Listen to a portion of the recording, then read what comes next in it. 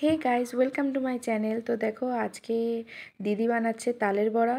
তো তোমাদের সম্পূর্ণ রেসিপিটা দেখাবো। দেখো, প্রথমে তালের ভেতরে দিয়ে দিল মৌরি, তারপর চিনি, নুন, আর এই যে কলাটা দেওয়া হয় কারণ কি তালের বড়াটা তাতে নরম হয়, ভেতরটা বেশ সফট হয়, মানে খেতে খুব ভালো লাগে।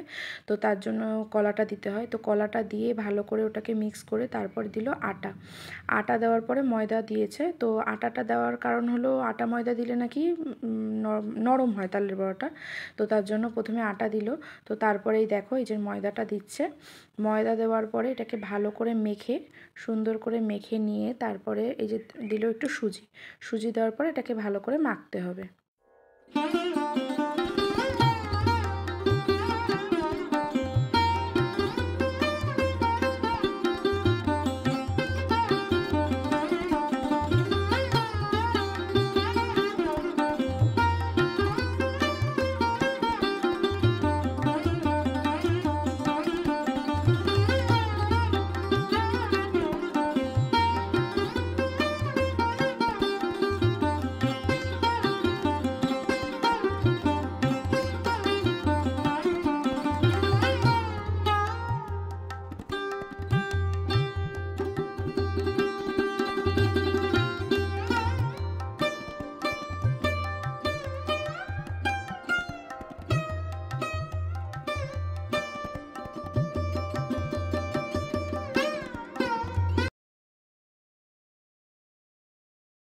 তো দেখো বন্ধুরা, এটা অলমোস্ট তৈরি হয়ে গেছে। এবার এই যে দুধ দিয়ে পুরোপুরি আর কি ব্যাটারটা তৈরি করে নিল। দেখতে ঠিক এরকম হয়েছে। আর এদিকে গ্যাসটা অন করে দিয়েছে, কড়াইটা বেশ গরম হচ্ছে। তবে হ্যাঁ, এই বড়াটা দেওয়ার সময় কিন্তু লো ফ্লেমে রাখতে হবে। আর বেশি তাপ দিলে পুড়ে যাবে, কিন্তু ভেতরটা ভালো করে হবে না।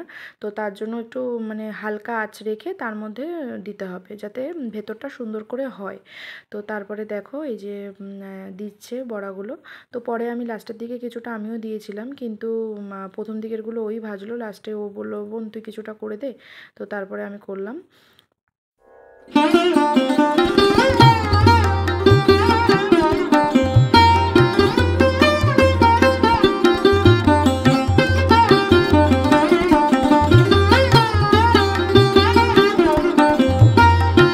তো এই দেখো, ভাজা হয়ে গেছে আর খুব সুন্দর একদম লাল মুচমুচে করে ভেজেছে।